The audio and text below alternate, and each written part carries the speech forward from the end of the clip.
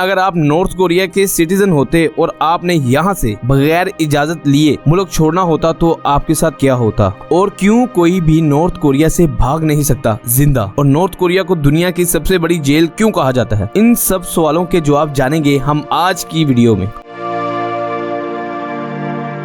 दुनिया की हर ऑर्गेनाइजेशन ये कहती है कि दुनिया में अगर सबसे बुरा ह्यूमन राइट्स रिकॉर्ड किसी के पास मौजूद है तो वो नॉर्थ कोरिया है। 2015 में US citizen Otto Warmbier North Korea गए थे जिंदा क्यों बोला मैंने वो आपको आगे पता चल जाएगा। 2015 में ये नॉर्थ कोरिया गए थे, मगर इसके एक ही साल बाद 2016 में इन्हें अरेस्ट कर लिया गया सिर्फ एक पोस्टर हटाने की वजह से। इस इल्जाम में इनको नॉर्थ कोरिया में 15 साल की कैद सुनाई गई और इन्हें नॉर्थ कोरिया के प्रिजन में बंद कर दिया गया। मगर इसके ठीक एक साल के बाद ओटो वार्मर कोमा में चले गए और इन्हें फ्लाइट के जरिए अमेरिका वापस भेज दिया गया। अमेरिका वापस जाने के बाद डॉक्टर्स ने इनका काफी इलाज किया, मगर इनके दिमाग में जो जख्म थे ये इनको बर्दाश्त ना कर सके और कुछ ही हफ्तों के बाद डेथ होगी। इनके साथ नॉर्थ कोरिया में क्या हुआ आज तक कोई नहीं जानता। ओटो वार्मर नॉर्थ कोरिया गए तो जिंदा थे, मगर वापस कोमा की हालत में आए, जिसके बाद वो जिंदगी की बाजी भी हार गए। नॉर्थ कोरिया में गवर्नमेंट के किसी भी बनाए रूल को तोड़ने का मतलब सिर्फ मौत है। यहाँ अगर कोई कानून तोड़ता है तो सजा इसे भी मिलती है जो इसके रिश्तेदार होते हैं। इसकी जीती जागती मिसाल 2009 में सुनाई गई सजा है जो सिर्फ 2 साल के बच्चे को दी गई थी, वो भी उम्र कैद। बच्चे ने किसी किस्म का भी जुर्म नहीं किया था, बल्कि ये सजा तो इसके माँ बाप की थी जो इसे भी दी गई, वो भी सिर्फ इसी वजह से क्योंकि इसके माँ बाप के पास से बाइबल की किताब मिली थी। जी हाँ, क्योंकि नॉर्थ कोरिया में किसी भी रिलीजन को फॉलो करना जुर्म है। यहाँ फ्री स्पीच जैसी कोई चीज मौजूद नहीं और ना ही यहाँ कोई किम जोंग उन के खिलाफ जा सकता है, और मुल्क में जो मीडिया है वो भी वही करती है जो किम जोंग उन कहता है। इन सब वजूहात की वजह से नॉर्थ कोरिया को दुनिया की सबसे बड़ी जेल कहा जाता है, जिसके कानून किसी जेल से भी सख्त हैं और सजा सिर्फ मौत है यहाँ। इस ही वजह से नॉर्थ कोरिया के लोग यहाँ से भागने की अपनी भरपूर कोशिश करते रहते हैं, जिसके नतीजे में भागने वाले को वही मौके पे शूट कर दिया जाता है, और जो इससे बचकर निकल जाए इसकी तो जैसे जिंदगी ही बदल जाती है। नॉर्थ कोरिया में जो लोग भागने की कोशिश करते हैं इनके लिए सबसे पहली और बेस्ट ऑप्शन साउथ कोरिया होता है, जिसमें जाने के लिए नॉर्थ कोरिया का वो बॉर्डर पार करना पड़ता है जहां नॉर्थ कोरिया ने इतनी ज्यादा आर्मी खड़ी की हुई है, जहां से बॉर्डर क्रॉस करना किसी सपने से कम नहीं है, क्योंकि यहां नॉर्थ कोरिया ने 7,50,000 सोल्जर्स डिप्लॉय कर रखे हैं, और साथ ही साथ बॉर्डर्स पर लैंड माइंस और फिन्स भी तोहफे में लगी हुई हैं, ताकि अगर कोई इस बॉर्डर को क्रॉस करने की कोशिश करे तो माइंस की वजह से इस शख्स के चिथड़े उड़ जाए। इस बॉर्डर को क्रॉस करना अपनी मौत को दावत देने जैसा है। इसका दूसरा हल नॉर्दर्न बॉर्डर है। ये नॉर्थ कोरिया का दूसरा बॉर्डर है जहाँ से लोग सालों से नॉर्थ कोरिया से भागने में कामयाब होते आए हैं। यहाँ पे नॉर्थ कोरिया ने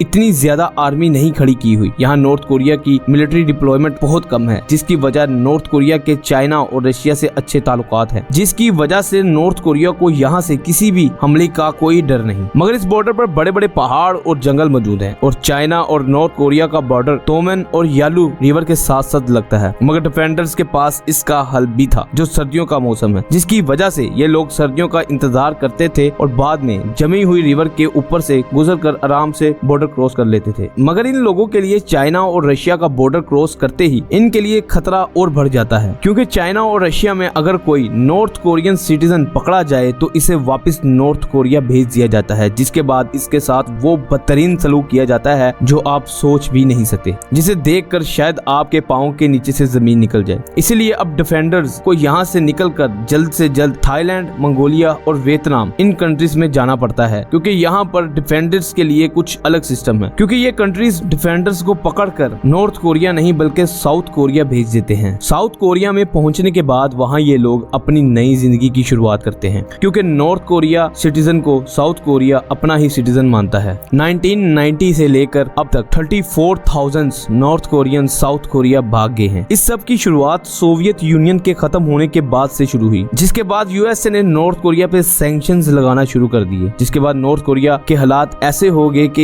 यहाँ खाने की किल्लत होगी। इस वजह से नॉर्थ कोरियंस ने यहाँ से भागना शुरू कर दिया, जिसके बाद ये तादाद बढ़ना शुरू होगी और बढ़ती ही चली गई। मगर 2012 में ये तादाद अचानक से ही कम होगी, जिसकी एक ही वजह थी किम जोंग उन। जी हाँ, किम जोंग उन के फादर जो इस वक्त नॉर्थ कोरिया पर रूल कर रहे थे, इनकी डेथ होगी। किम जोंग के आते ही सबसे पहले मुल्क में भागने वालों के खिलाफ एक्शन लिया गया। इस एक्शन में बॉर्डर्स पर इंतहाई सख्ती कर दी गई और हर तरफ माइंस और फिन्स बिछा दिए गए और साथ ही सिग्नल जैमर्स भी बॉर्डर पर लगा दिए गए। मिलिट्री पेट्रोलिंग बढ़ा दी गई और मॉनिटरिंग को भी बढ़ा दिया गया, जिसके बाद से ही डिफेंडर्स का मुल्क से भागना बहुत ही मुश्किल हो गया था। बात तो तब ज्यादा बढ़ी जब कोविड-19 आया। नॉर्थ कोरिया वो पहली कंट्री थी जिसने अपने सारे बॉर्डर्स कोविड-19 के आने के बाद बंद कर दिए थे, क्योंकि किम जोंग उन नहीं चाहता था कि नॉर्थ कोरिया में कोई भी कोरोना का केस आए। जिसके बाद यहाँ आने जाने पर मुकम्मल पाबंदी लगा दी गई और सारे बॉर्डर्स के गेट्स मुकम्मल तौर पर बंद कर दिए गए और साथ ही साथ किल टू शूट का ऑर्डर दे दिया गया, यानी कि अगर कोई भी बॉर्डर से भागता हुआ नजर आए तो उसे शूट कर दिया जाए। बस तब से लेकर आज तक नॉर्थ कोरिया से भागना डिफेंडर्स के लिए नामुमकिन सा हो गया है। ना यहाँ इंटरनेट मौजूद है और ना यहाँ किसी रिलीजन को फॉलो कर सकते हैं। ये मुल्क पूरी दुनिया से हट के है, जो इंतहाई हैरानकुन है। उम्मीद है ये वीडियो भी आपको पसंद आई होगी। वीडियो को भरपूर लाइक करें और चैनल को सब्सक्राइब करें। अल्लाह हाफिज।